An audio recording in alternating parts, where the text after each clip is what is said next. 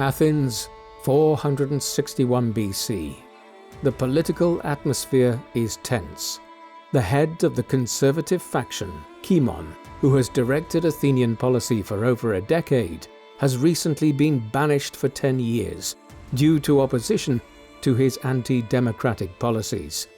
This upheaval is followed by the assassination of the pro-democratic faction leader Ephialtes, probably by his conservative rivals. This political crisis soon creates a power vacuum, with both sides lacking leadership. That is, until an emerging leader of the democratic faction seizes his chance. A man who will eventually guide the Athenians to the greatest height of their power, wealth, and culture. His name, Pericles, father of the Athenian Golden Age.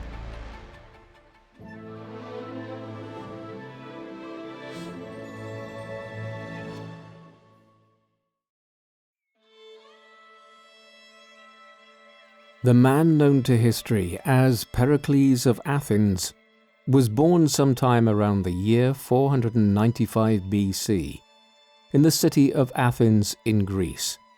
The exact date of his birth is not known, though his life is otherwise reasonably well documented for a figure from the ancient world. His father was Xanthippus, a leading member of a wealthy and powerful family within Athens, effectively making Pericles of aristocratic lineage. Pericles' mother was Agariste.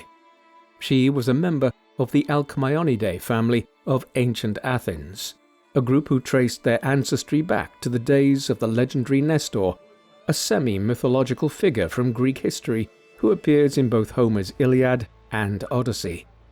Thus, Pericles was of considerably noble blood. He was also the great-nephew on his mother's side of Cleisthenes, an Athenian lawmaker who, more than any other individual, was responsible for Athens' transition from being a tyranny controlled by the Pisistratids, who ruled Athens for much of the 6th century BC, to establishing a democratic system around 608 BC, not much more than a decade before Pericles' own birth. As a result of all of this, Pericles was born into political prominence, and his father, Xanthippus, would play a prominent role in the Athenian war effort against Persia during Pericles' youth, particularly a major victory won at the Battle of Mycale in 479 BC.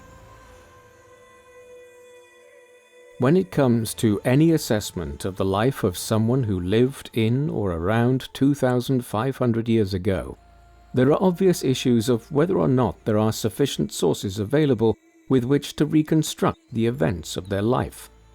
Can we be sure that anything we know about them is real at all? Fortunately, in the case of Pericles, he is one of the first figures in world history for whom there are a number of different surviving historical sources. The 5th century BC, during which time Pericles lived, was the era in which the discipline of history was born, with writers like Herodotus and Thucydides producing the first histories of the Greek world. Herodotus, the father of history, only mentions Pericles once, but Pericles features prominently in Thucydides' History of the Peloponnesian War, a conflict which raged for over a quarter of a century at the end of the 5th century BC. Pericles would only live to see the beginning of the fighting, but his career and life were the background against which the fateful struggle between Athens and Sparta and their allies was cast. In particular, Thucydides provides the text of a funeral oration which Pericles gave at the end of the first year of the war, and which is considered one of the foremost speeches of ancient political history. It also sheds great light on Pericles' political thought. There are numerous other sources for Pericles' life and career. The best is The Life of Pericles, composed by the 2nd century AD Greco-Roman historical biographer Plutarch. Though written hundreds of years after Pericles' lifetime, Plutarch would have had access to ancient sources that are now lost. His text is actually the most detailed source on Pericles' life, Beyond this, a number of near-contemporary playwrights and philosophers referred to Pericles in their writings, while he is also attested to in the archaeological record, as he contributed greatly to the building of some of ancient Athens' finest monuments and temples. When Pericles was born, Greece was entering into a period of crisis, one which has inspired stories and legends for millennia ever since. At the time, the Greek world was completely disunited. It consisted of hundreds of city-states, or poleis, that ruled over small amounts of territory. Dozens of these were on the Greek mainland and included places like Athens, Megara, Corinth, Argos, and Sparta. Scores more were scattered around the Greek islands of the Aegean Sea, states like Samos, Lesbos, and Chios. However, the Greek world was far larger as well in those days than the modern-day nation of Greece. Hundreds of Greek colonies had, in the centuries prior to Pericles' birth, been set up around the Mediterranean Sea and even into the Black Sea. Thus, there were Greek colonies in places like southern Italy, the coastal regions of Romania, the Crimean Peninsula, and even as far west as southern France. Marseille, for instance, had been founded as a Greek colony around 600 BC. Much of what we know as Western Turkey today was also part of the Greek world. Furthermore, an industrious and prosperous culture existed amongst the Greeks, who had a collective culture based on their religion, literature, and other elements of their society. They were a wealthy people, and this had made them a target for more powerful, centralized military powers to the east. Beginning in the middle of the 6th century BC, just over half a century before Pericles was born, a new power, the Persian Empire, had rapidly spread outwards from modern-day Iran to conquer most of the modern-day Middle East and was soon entering Anatolia in western Turkey. It was not long before the rulers of Persia began to covet the wealth of the Greek city-states. The Persians had already conquered some parts of the Greek world as early as the 540s and 530s BC. Then they concentrated their attentions on places like Egypt. By the time Pericles was born, the Persian ruler, King Darius I, had decided to try to conquer the rest of the Greek world. In the late 490s BC, he tried on several occasions to invade the Greek mainland. Famously, this led to a clash between the Athenians and the Persians in 490 BC, after the Persians invaded the Attica region in which Athens is the main city. The Athenians had seen off this smaller invasion, but 10 years later, in 480 BC, when Pericles was a teenager, the Persians returned. The Greeks united to resist the foreign adversary and slowed their progress through the Spartan battle of resistance at the pass of Thermopylae. The Persian advance, though, continued, and eventually the armies of King Xerxes of Persia pushed on southwards into the Attica region in the winter of 480 BC. It was at this juncture, when Pericles would have been old enough to have been one of the tens of thousands who fled from the city, that Athens was literally destroyed by the Persians. But out of this event of great destruction for Athens, the seeds of its future greatness were sown. In the months that followed, the Greeks defeated the Persians on land and repulsed them from Greece, while the Athenians, led by a great political leader named Themistocles, led the naval war against the Persians, notably at the Battle of Salamis in late 480 BC. In 479 BC, the Persians were expelled from Greece, and the Greek city-states would remain free from Persian rule. Thereafter, the Athenians not only began to rebuild their city with vigor and energy, but over the next years they would strive to become a naval power with walls around their city that could never see their city destroyed in the same way ever again. That would be the goal, and Pericles' political career would be shaped by it. We know a surprisingly large amount about how Pericles was educated. This was a time when Athens and the wider Greek world were entering into a period of great learning and new knowledge acquisition. For instance, it was during the 5th century BC that the first historians that we know of emerged, while philosophy and natural science had emerged amongst the Greeks in the century or so prior to Pericles' time. There was also a lot of store placed in subjects like music in the Greek world by the early 5th century BC. Pericles' teacher in this subject was a man by the name of Damon, though the great philosopher Aristotle would later claim his music tutor was called Pythocleides.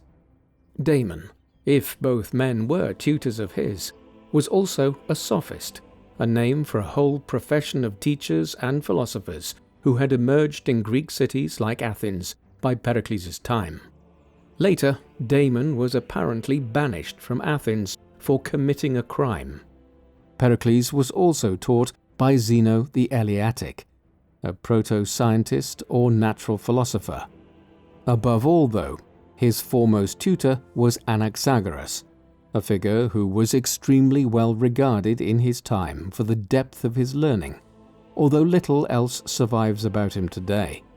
It was apparently from Anaxagoras that Pericles acquired his skills as an orator, the ability to deploy speeches, a skill that was absolutely necessary in a democracy like Athens was in ancient times.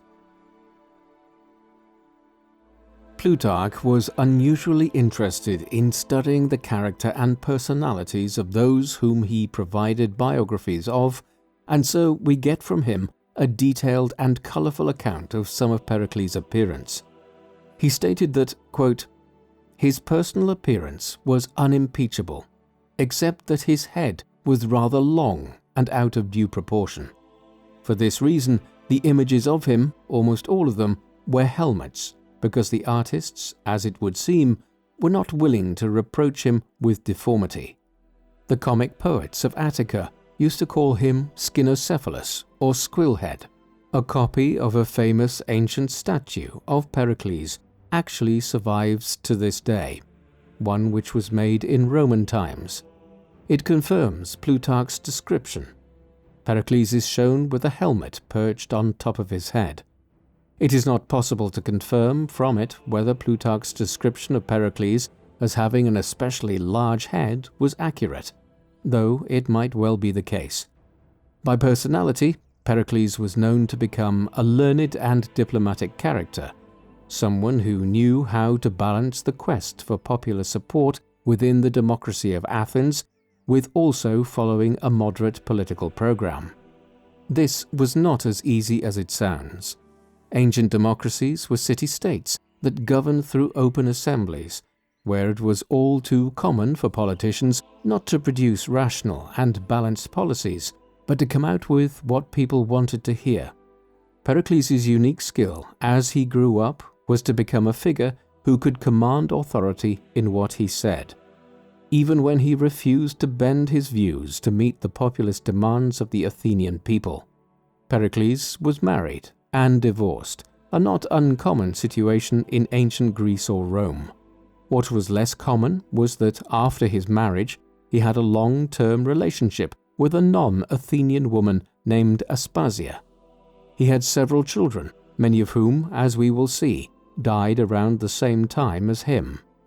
Beyond this, Plutarch tells us that Pericles was possessed of, quote, "a spirit that was solemn and a discourse that was lofty and free from plebeian and reckless effrontery, but also a composure of countenance that never relaxed into laughter, a gentleness of carriage and cast of attire that suffered no emotion to disturb it while he was speaking, a modulation of voice that was far from boisterous, and many similar characteristics which struck all his hearers with wondering amazement."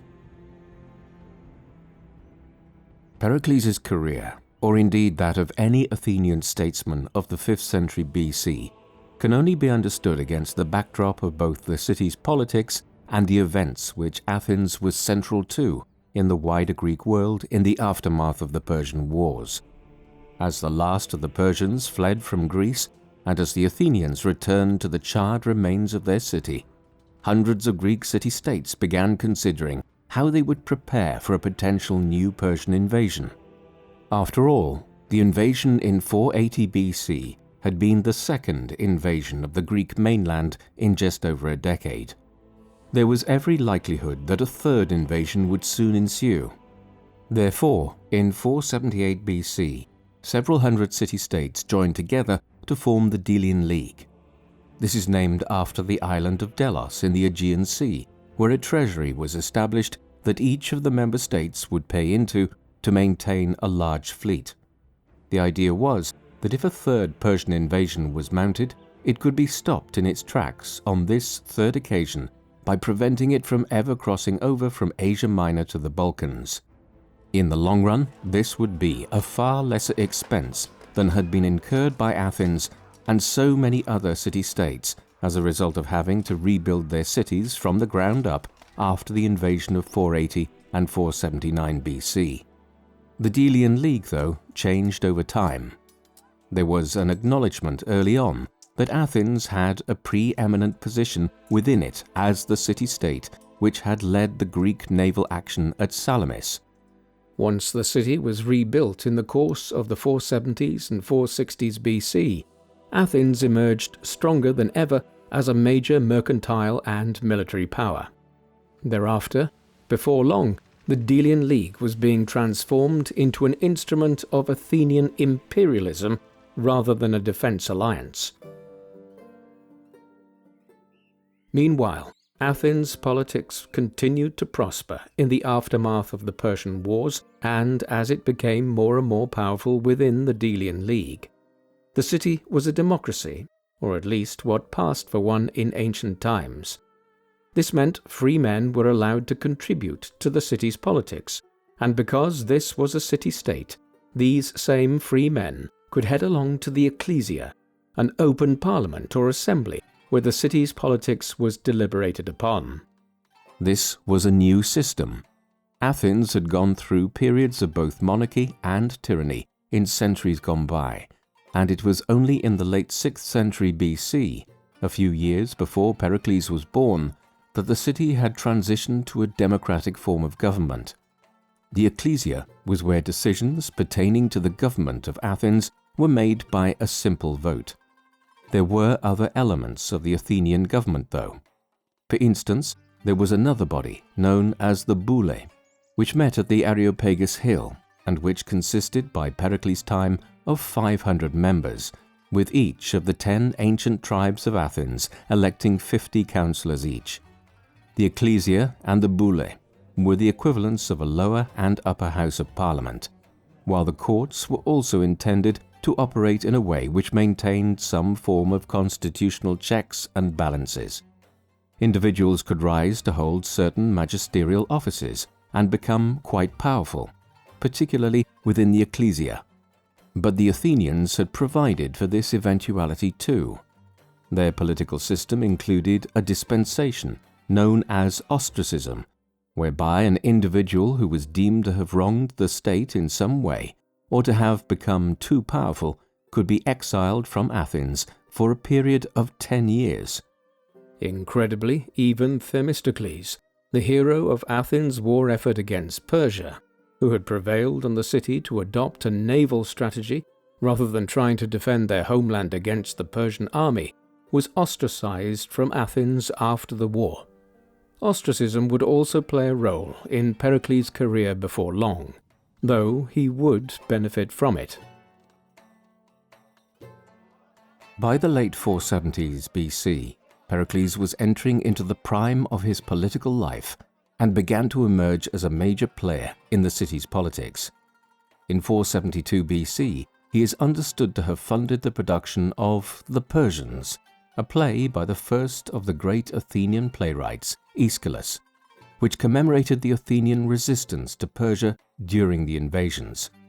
By the 460s BC, he had become one of the most prominent politicians in the city. As Pericles rose, he entered into a rivalry with Cimon, a prominent Athenian politician who had risen in the aftermath of the Persian Wars to become the de facto leader of the Athenian state. He was around 15 years older than Pericles and was the son of Miltiades, a figure who had excelled at the time of the first Persian invasion of Greece in leading the defense of the Attica region against the Persians. It was Cimon who, more than anyone else, orchestrated the policy whereby Athens converted the Delian League into a kind of Athenian empire and forged Athens into a great power. Indeed, Pericles' decision to finance the production of Aeschylus, the Persians, in 472 BC might have been a very calculated attempt to set himself up as a rival to Cimon, who had emerged by that time as the successor to Themistocles, in whose ostracism from Athens figures like Cimon were believed to have played a role. Although Pericles is the better remembered of the two, Cimon was evidently a formidable character who was perhaps even more consequential for the history of ancient Athens than his slightly younger rival. Both men evidently had their supporters. Ion, a prominent poet of the era, wrote about how Pericles was an arrogant individual who had a haughty attitude towards his social inferiors, by comparison with the down-to-earth nature of Cimon. Pericles and Cimon were rivals for political preeminence at Athens for many years. Although this was an unusually populist democracy, where anyone willing to make a strong enough argument on a given day in the ecclesia could sway public policy, there were political parties and factions much like any democratic state. Pericles and Cimon had clearly emerged as the leaders of two of these by the 460s BC. What did for Themistocles before Cimon could eventually do for Cimon. Throughout much of the 460s BC, he was unquestionably the more powerful figure of the two. For instance, he led major military campaigns where the Delian League not only prepared to defend Greece against Persia, but carried the war into Asia Minor against this immense power, notably fighting the Battle of the Eurymedon River around 466 BC. It was well known at the same time that leading military campaigns of this kind created the opportunity to embezzle state money, and one of the best ways to undermine a political rival was to suggest that they had stolen the state's money. Eventually, accusations of this kind were presented against Cimon, and he faced a kind of trial by fire on several occasions in the ecclesia. Pericles was always subtle about revealing his hand and spoke in a moderate manner against his great rival. He was eventually successful. Just as Themistocles had been ostracized from Athens, which he had served so well, Cimon was himself placed under a ban of ostracism in 461 BC, although he was able much later in his life to return home. When he did so in the late 450s BC, Cimon returned to a city where Pericles had firmly established himself as the unofficial leader of the city-state. There was no challenging his power. In any event, Cimon died not long after his return to his homeland. Pericles now firmly established himself as the unofficial leader of Athens, a first citizen of sorts, with Cimon out of the way. It wasn't just that his rival had been dispensed with. He began applying pressure to make institutions such as the ecclesia and other bodies that met to deliberate on policy more powerful and to reduce the influence of the noble assemblies. Like any democracy, there was a push and pull between entrenched elites and more populist elements, and Pericles, despite his own privileged and aristocratic background, did his best going forward to cement popular rather than narrow support for his leadership. One of the ways he did so was by eliminating further potential opponents. For instance, Plutarch describes Pericles as organizing for hundreds of Athenians to be sent out as settlers to various parts of the Aegean and beyond in the Black Sea. Ostensibly, they were meant to set up small colonies and towns here that would facilitate the further expansion of Athenian trade and empire. In reality, he was often accompanying these imperial policies with driving out hundreds of people who opposed him in Athens and having them sent abroad, a kind of mass unofficial ostracism. Many of these were even sent to occupy garrisons among the Delian League allies. 500 such Athenian settlers were sent to Naxos, for example. As Plutarch later stated, all this he did by way of lightening the city of its mob of lazy and idle busybodies, rectifying the embarrassments of the poorer people, and giving the allies for neighbors an imposing garrison which should prevent rebellion. Pericles was also alive to the power of culture and entertainment as ways of winning further support in a city like Athens. He argued that Athens should use the considerable amount of money which was flowing into its port and coffers each year as the benefits of empire to beautify the city and set up temples and other buildings that would be statements of Athens' newfound power. Thus, Athens was rebuilt in an impressive manner in the middle of the 5th century BC, with a range of new temples, buildings and civic establishments, which transformed it from the burnt-out ruin it had been just a quarter of a century earlier after the Persian invasion. Nothing typifies this better than the temple of Athena Parthenos, a temple to the goddess Athena, the patron goddess of Athens after whom the city was named. This was built on the Acropolis and was eventually established as the new home of the treasury and management of the Delian League. It was not the first iteration of this temple. Archaeologists have established from studying the extensive remains of the temple on the Acropolis today that there was a temple here prior to the construction of the temple built in the mid-5th century BC. There is a debate as to when this original temple was built and what happened to it, although the most likely explanation is, of course, that it was destroyed at the time of the second Persian invasion of Athens in the winter of 480 BC. A few decades later, under Pericles' leadership, the reconstruction began. The Parthenon became one of the great architectural wonders of ancient Greece. It was fashioned out of a range of different architectural styles. For instance, the exterior was ringed with columns that included both Doric and Ionic elements, the two main column types for classical-era Greek temples, one more plain than the other. The curvature of the columns, the style of the building, and the manner in which it dominated the Athenian skyline were noted even in ancient times. The relief sculptures at either end of the temple are also some of the finest frieze sculptures ever carved in ancient times. This was one of just many building projects erected by the Athenian government under the leadership of Pericles in the 450s and 440s BC. The development of Athens and its great temples and other civic buildings on the Acropolis were a product of its emergence as a great imperial power through its leadership of the Delian League. Initially, scores of states had provided one or two ships each towards the defensive alliance. Over time, Athens coerced these same states into instead providing financial contributions and dispensing of their navies altogether. In this way, Athens monopolized the financial, naval, and military power of the alliance and turned the hundreds of city-states within the Delian League into vassals rather than allies. This did not happen all at once. There had always been members of the League who were such small states that they simply made a small financial contribution to the alliance and nothing beyond this.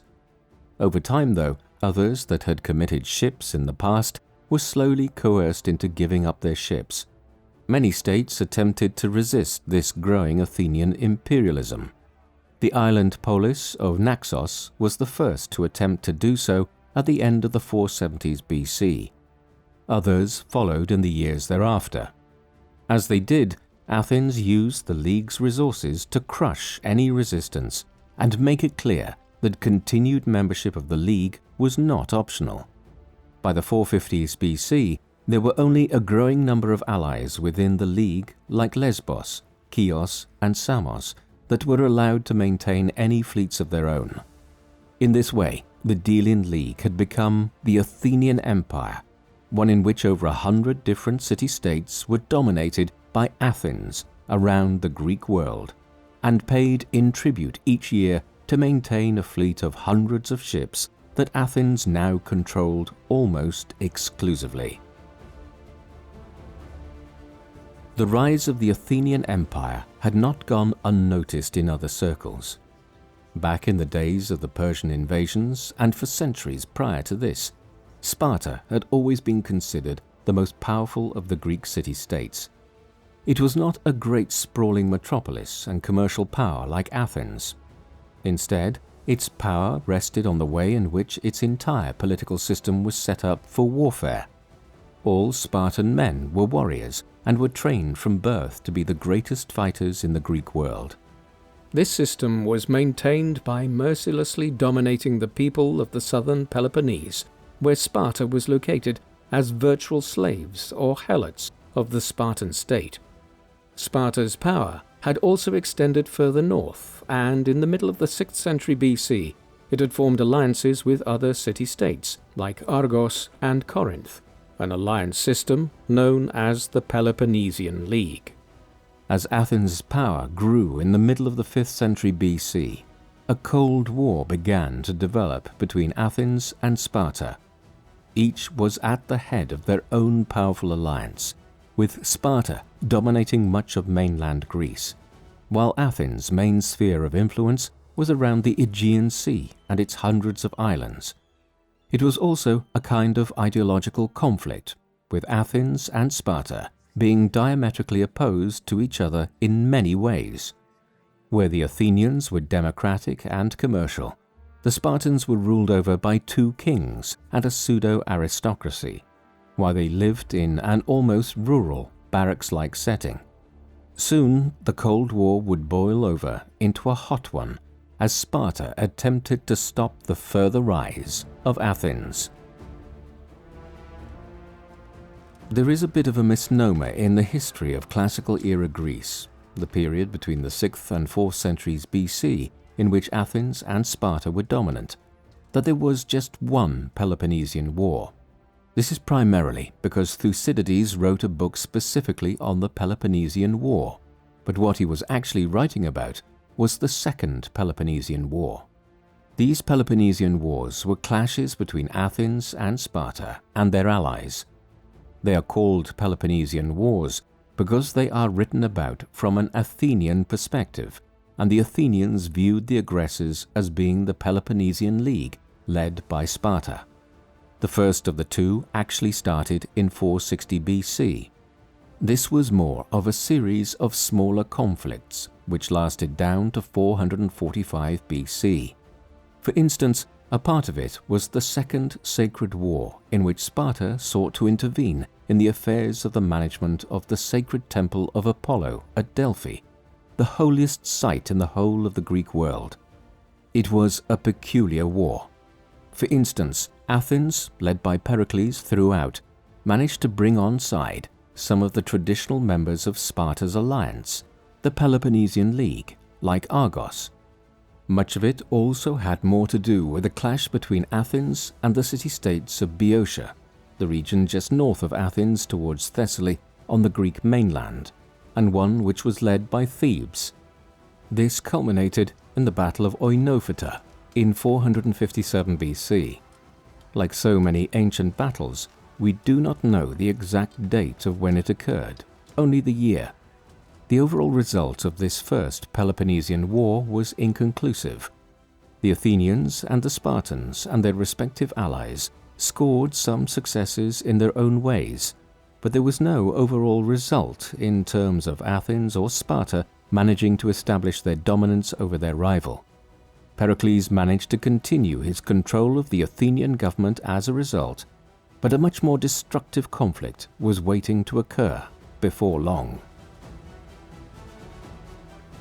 In the years that followed, there were other accomplishments by Pericles. One of the most notable was his expedition into what was then known as the Euxine Sea. This was the ancient name for the Black Sea. By that time, Athens' imperial power and trade was immense. A huge amount of it was based on the production of olive oil and also pottery, the artistic quality of which has been commented on at length in terms of red and black figure pottery. By this time, Pericles had become the preeminent politician of the city, one who was said to only walk between his home, the market, and the assembly on a given day. Athenian goods like this were being exported all around the Mediterranean and into the Black Sea. In order to expand the Athenian trade in the latter region, Pericles led an expedition into the Black Sea to campaign against what the Athenians would have considered barbarians in the region and plant small colonies around the coasts. This fits with what we know from a wide range of sources about the Greek efforts to establish maritime and commercial control over the perimeter of the Black Sea, particularly regions like the Crimean Peninsula and the coastal regions of modern-day Romania at the mouth of the Danube River. According to Plutarch, Pericles' expedition was one of a large enough size that he left 13 ships and the men that would have manned them in the region, a clear expression of Athenian power. Here was a city-state of mainland Greece, stating that it was not just a power in the Aegean Sea, but much further afield. Plutarch states that similar expeditions were sent as far afield as southern Italy. If this was true, then Pericles was not just the leading citizen of Athens, but of a city-state which had become a truly formidable power around the Mediterranean and Black Sea. Athens' size reflected it by this time. There are no demographic records available with which to reconstruct the size of a city like Athens in ancient times with absolute accuracy, but we can get a reasonably good idea from the evidence archaeologists have managed to find by studying the remains of the city. They believe that Athens had conservatively become a city of at least 350,000 people by this time, when Pericles was its chief citizen, and probably closer to 500,000. That being said, despite all of its grandeur, there was apparently a conservative element to Pericles' strategy as leader of the government. He was the nominal head of the ecclesia and other bodies that cautioned that Athens needed to be conscious of how it was perceived. The First Peloponnesian War, which raged so prominently throughout his time as first citizen of Athens, was a reminder that rivals abounded, and that the best way for Athens to continue to keep growing was to do so in a subtle way, which did not provoke rivals. Therefore, while revolts continued to break out amongst the vassal states of the Delian League, notably the island of Euboea, just to the very east of the Attica region in which Athens lies, he cautioned a more moderate approach to empire building. This involved a more conservative approach too towards the city-state of Megara, which lies just to the northwest of Athens and which Athens had long quarrelled with over possession of the island of Salamina, lying in the waters near both states. Often the campaigns he led opened Pericles himself to charges of corruption and excessive control over the government, and these nearly brought him down on more than one occasion. He just about avoided the same downfall as so many of the other great Athenian statesmen of his age, like Themistocles and Cimon. A sign of the degree to which Athens had emerged as an imperial power under Pericles' leadership was seen in 440 BC, when the Samian War broke out. Samos is an island in the eastern end of the Aegean Sea, very near to the coast of modern-day Turkey. It remained one of the very few allied states within the Delian League which still maintained a fair degree of independence on account of its size, wealth, and navy. In 440 BC, it ended up in a war with the city of Miletus, a hugely significant Greek colony on the coastline of western Turkey, which had been the home of a significant amount of the great early philosophical discoveries and knowledge acquisition of the 6th century BC. Miletus was where Western philosophy was born. When the war broke out, both Samos and Miletus appealed to Athens for intervention on their behalf. Pericles managed to sway the assembly in Athens to side with Miletus, and dozens of Athenian ships and men were dispatched to the eastern Aegean to oversee the conflict. By all accounts, he himself took charge of the expedition, though it must be remembered he was an aging man himself by this time, in his mid-50s, at a time when few lived beyond their 60s. The Samian War, though, became more complicated when the Persians, who still controlled so much of the mainland of what is now Turkey, became involved. An over and back encounter ensued, one in which Pericles had to withdraw his fleet and troops from Samos to counter the possibility of a Persian attack on Athens itself, but in which he was finally able to reduce Samos to Athenian rule. He forced the city authorities to tear down the walls around their city, reduce their fleet, and henceforth establish a government which was more conducive to Athenian rule. This was the manner in which Pericles oversaw Athenian imperial rule by the start of the 430s BC. It was a fairly ruthless imperial government, though one which acted by claiming it was simply upholding Greek values, even when they were clearly Athenian rather than Greek aspirations. Within a few years of the Samian War, Pericles was leading Athens back into a war with Sparta for dominance over the Greek world, one which would prove much more destructive and total than the first. The end of the First War had been established more like a ceasefire than a real peace accord, one in which Athens and Sparta had agreed that there would be no warfare between them for 30 years. Within a few years, this began to break down. The cause of the drift to war was not actually a direct conflict between Athens and Sparta. Instead, it focused on a conflict over the polis of Corcyra, what we know today as the island of Corfu.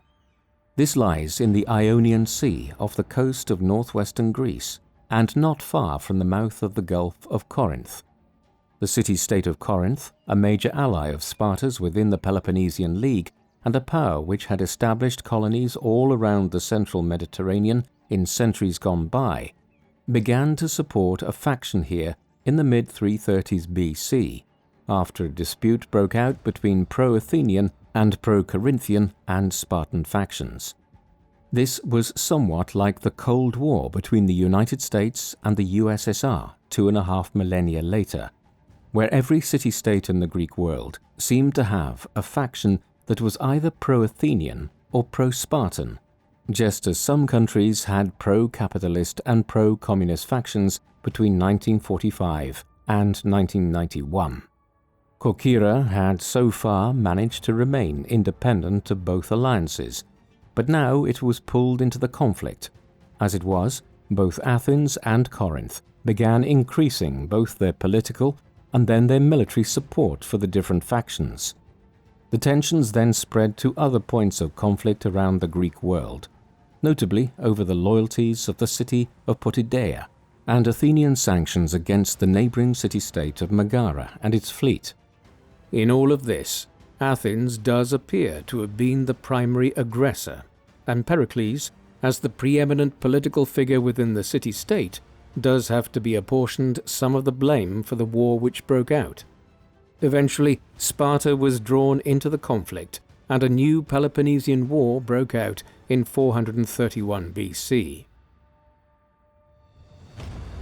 Once the war broke out between Athens and Sparta, Pericles convinced his fellow citizens that it could be won through a clear strategy. Athens, he argued, was almost like an island nation. Although it was a city built on the Greek mainland in the Attica region, it was surrounded by large walls which it had built over the years since the Persian destruction back in the winter of 480 BC. By 431 BC, these walls extended several kilometers from Athens itself to the port of Piraeus, the main entry point for all goods coming into Athens. Pericles argued at the start of the war that if the Athenians adopted a conservative war footing, they could not be defeated. Sparta and her many allies could invade the Attica region each spring and summer and lay siege to the city. But Athens had such a huge population and vast riches that it would always be able to defend its walls. Then it would be able to bring in whatever resources it needed from abroad through the port of Piraeus. Once the long walls to the port were protected, and Athens did not expend resources needlessly, Sparta and its allies would eventually have to give up. At sea, Athens' fleet would reign supreme and would make it impossible for the Spartans to emerge victorious. Yet, he cautioned the Athenians that this strategy needed to be adhered to unswervingly. If the Athenian people were won over to a more aggressive strategy and gambled a large army or fleet on trying to strike a decisive victory against Sparta and its many allies, it could be the undoing of Athens and its empire. Essentially, what he was arguing for was a defensive war, one in which no risks were taken and in which Athens' fleet and walls would protect it over the course of a long conflict. Pericles is arguably the most famous of all ancient Athenian politicians because of the funeral oration which he gave at the end of the first year of the Peloponnesian War to honor those who had died early on in the conflict. It is recorded at length by Thucydides and is one of the very first recorded examples that we have in human history of a political speech or funeral oration being given by a politician. Parts of it are worth quoting at length, not least because it has been paraphrased over the last 2,500 years at length and has inspired many other politicians, most notably Abraham Lincoln's Gettysburg Address of 1863. Pericles spoke first of the Athenian people at large. "I will speak first of our ancestors, for it is right and seemly that now, when we are lamenting the dead, a tribute should be paid to their memory. There has never been a time when they did not inhabit this land, which by their valor they will have handed down from generation to generation, and we have received from them a free state. But if they were worthy of praise, still more were our fathers, who added to their inheritance, and after many a struggle transmitted to us, their sons, this great empire. And we ourselves assembled here today, who are still most of us in the vigor of life, have carried the work of improvement further, and have richly endowed our city with all things, so that she is sufficient for herself both in peace and war. Of the military exploits by which our various possessions were acquired, or of the energy with which we or our fathers drove back the tide of war, Hellenic or barbarian, I will not speak, for the tale would be long and is familiar to you.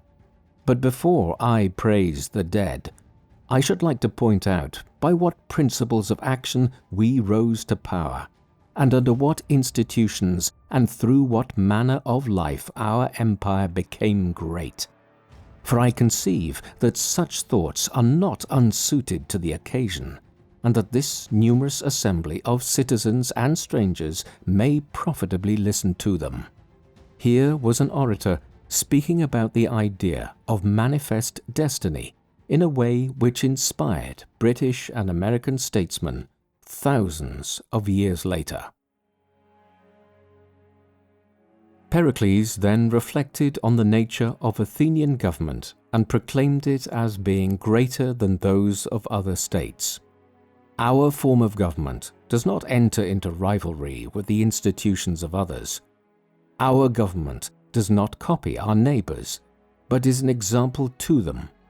It is true that we are called a democracy, for the administration is in the hands of the many and not of the few. But while there exists equal justice to all and alike in their private disputes, the claim of excellence is also recognized.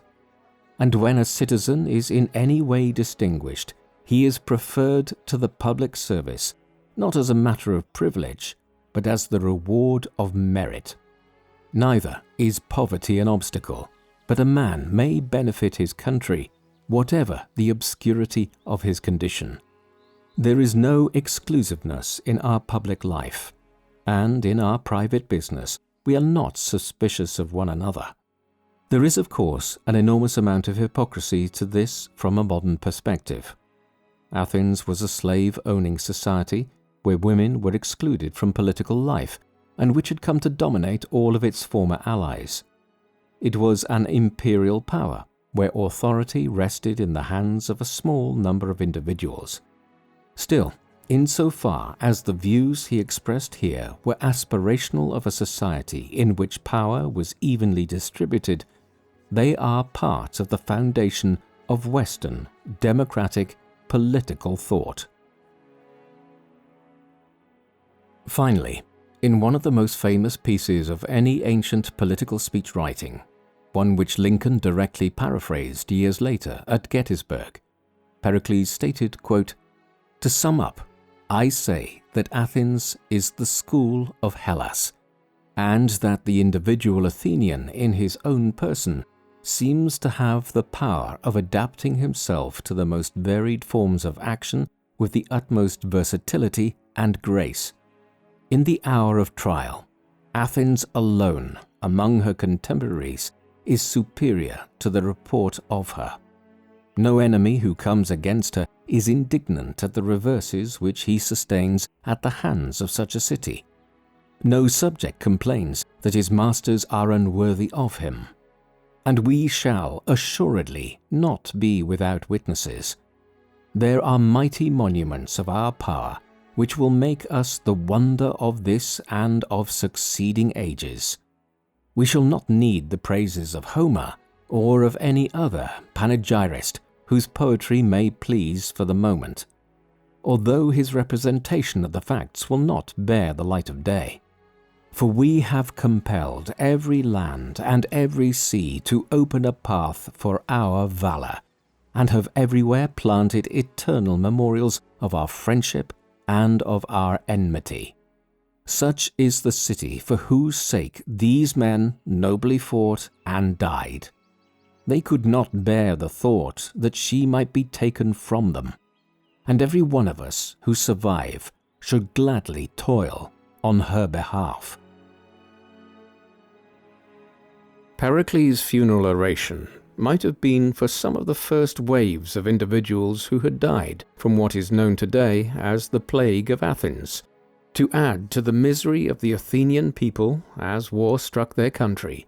In the first year of it, a very deadly plague also hit the city. It was called the Plague of Athens because it was vividly described by Thucydides in its impact on Athens. But in reality, the plague appears to have been widespread across the eastern Mediterranean at this time. Tracing together disparate evidence, historians and archaeologists understand that it came from North Africa and probably from Egypt via lands further to the south in Sudan and Ethiopia. The symptoms were wide-ranging: headaches, fevers, sweats, disorientation, muscle pain, and inability to eat, rashes, and several others. Others broke out in spots like hives. For this reason, it's hard to identify exactly what this plague might have been. An epidemic of typhus or typhoid are two plausible explanations. Whatever it was actually induced by, the results for Athens were catastrophic. The city was overcrowded, with people from their farms around the Attic region having corralled themselves behind the walls to avoid attack by Sparta and her allies. In this crowded environment, and with everything being imported into the city, along presumably with the disease, a vast wave of the plague struck Athens. It's estimated that it killed up to 20% of the city's population in 430 BC and 429 BC, anywhere between 75,000 and 100,000 people. These included Pericles and several other members of his family, including his children. He died in the second year, at what was around 66 years of age, in 429 BC, though we can't be 100% sure that was his age at the time. Thucydides' account makes clear that his final months of leadership were spent facing growing criticism of his times as head of the Athenian government.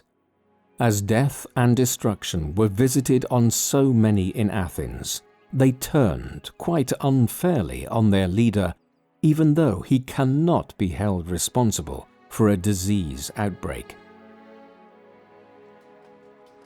The Peloponnesian War would go on for a quarter of a century after Pericles died, only eventually ending in 404 BC. For a decade or so after his death, the strategy, which he had broadly outlined as being the one Athens should adhere to in order to prevail, was broadly followed. Sparta and its allies tended to invade the Attic countryside every spring and summer and pressured Athens, but they were completely unable to break through the city's defenses. It must be remembered here exactly how powerful Athens was by then.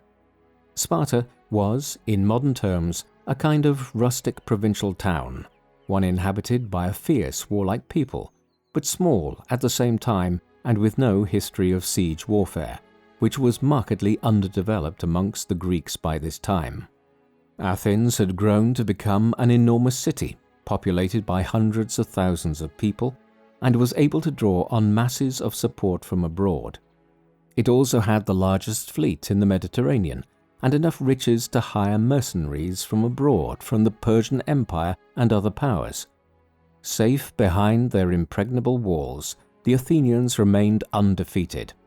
However, over time, the strategy shifted. A new factional struggle emerged in the city's politics as a demagogic politician, Alcibiades, a nephew of Pericles who had grown up in his uncle's household to a considerable degree, clashed with other political figures like Nicias, the latter of whom had overseen the establishment of a temporary ceasefire with the Spartans in 421 BC. As the war dragged on year after year, they began to argue that a decisive blow needed to be struck. Eventually, the idea formed that a great expedition should be sent to the island of Sicily, part of Magna Graecia, Greater Greece. Such were the number of Greek colonies which had been established there in centuries gone by. Thus, in 415 BC, the Sicilian expedition was launched. It would put Pericles' strategy to the test. The Sicilian expedition involved thousands of Athenian troops and hundreds of ships, which were reinforced over time in 414 and 413 BC. Alcibiades had argued for it, though in the end Nicias ended up leading it after his rival was arrested for allegedly profaning the gods shortly before the expedition left for Italy. In the end, the Sicilian expedition ended up as a disaster for the Athenians. The main target of it was the city of Syracuse, a huge city that nearly rivaled Athens in power and wealth. After the Athenians became trapped on land, and the Sicilians were reinforced by Athens' other enemies, the expedition was largely obliterated by 413 BC. From that point onwards, the Athenians were in a desperate position. Many of their former allies abandoned them.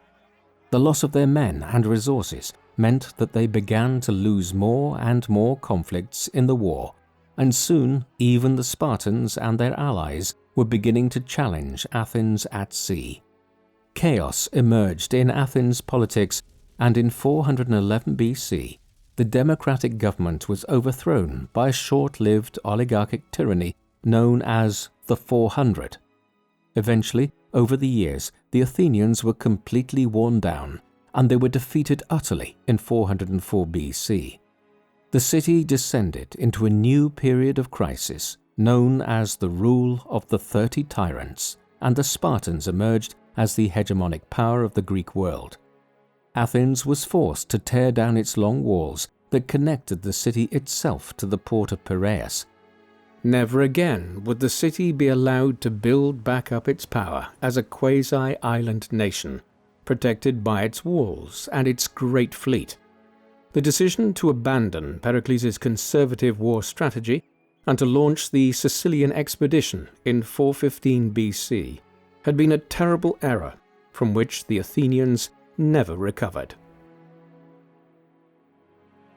Pericles occupies a unique position within the history of classical Athens.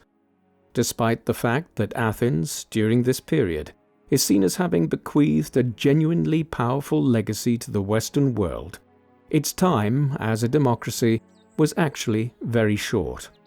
It became one right at the end of the 6th century BC and had reverted into a tyranny again at the end of the Peloponnesian War 100 years later.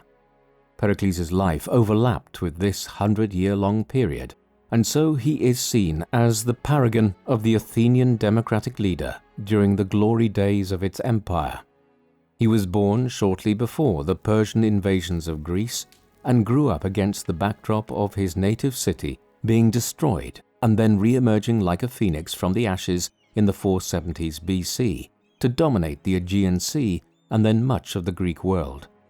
Pericles rose to become a prominent political figure during this era, and then, after his rivals such as Cimon were dispensed with, he established himself as the de facto leader of the Athenian democratic state from the 450s BC onward. This was a period of immense cultural achievement in Athens, when the Parthenon was built. Playwrights like Sophocles and Euripides emerged, and the city began to establish itself as a center of philosophy, which would soon produce Socrates and Plato. But perhaps Pericles' greatest achievement was his prescience in advising his fellow Athenians to pursue a cautious strategy in the war against Sparta. Had they maintained his vision, perhaps the Peloponnesian War would have ended very differently. Or then again, perhaps Pericles' legacy benefited from the sheer fact that he died early on in the conflict. After Alcibiades, Nicias, and others had stewarded the Athenian empire to its destruction, Pericles emerged as the wise and prophetic politician whose advice need only have been listened to in order to win the war. Yet whether his achievement was simply good timing or not, Pericles is viewed today as the figure who acted as a paragon of Athenian imperialism, democracy, and cultural achievement at the height of empire. What do you think of Pericles? Would Athens have emerged victorious from the Peloponnesian War if his war plans had been closely adhered to? Or had he simply elevated the power of the city to such a degree that Sparta and others were determined to destroy the Athenians? Please let us know in the comments section. And in the meantime, thank you very much for watching.